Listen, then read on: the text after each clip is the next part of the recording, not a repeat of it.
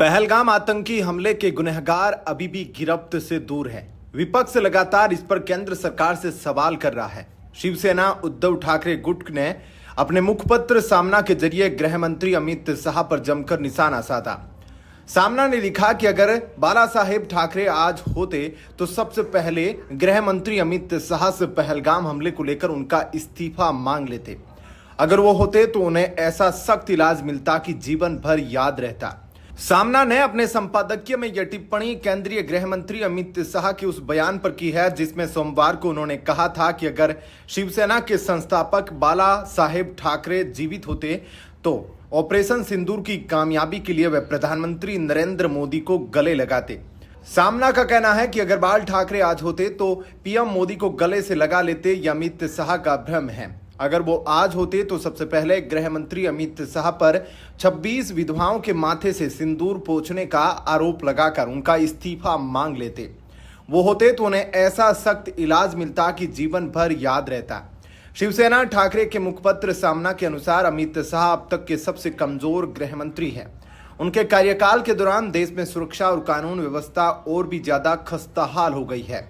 वे गुजरात में मोदी के हस्तक के तौर पर काम किया करते थे, इसलिए जब मोदी का दिल्ली में आगमन हुआ तो उनको वही भूमिका राष्ट्रीय स्तर पर भी निभाने का मौका मिल गया।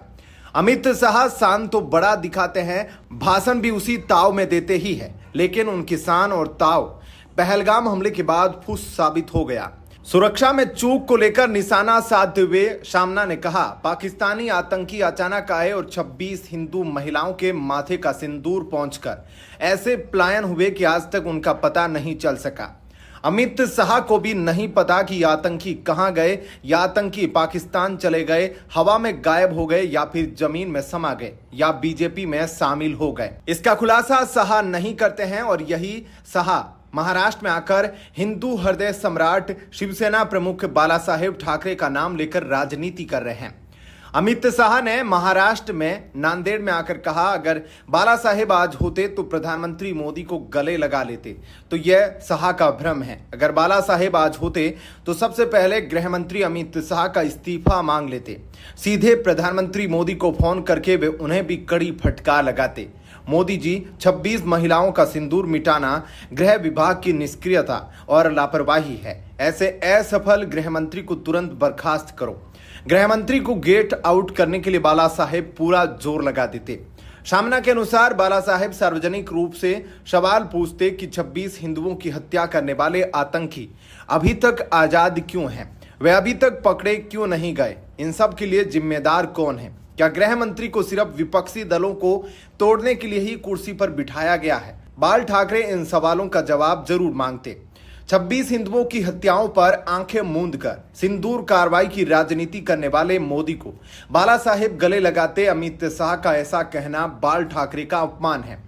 कश्मीर हत्याकांड और ऑपरेशन सिंदूर को लेकर देश के मन में कुछ सवाल है। इस पर चर्चा करने के लिए संसद के विशेष सत्र बुलाने की विपक्षी दलों की मांग को मोदी शाह ने खारिज कर दिया।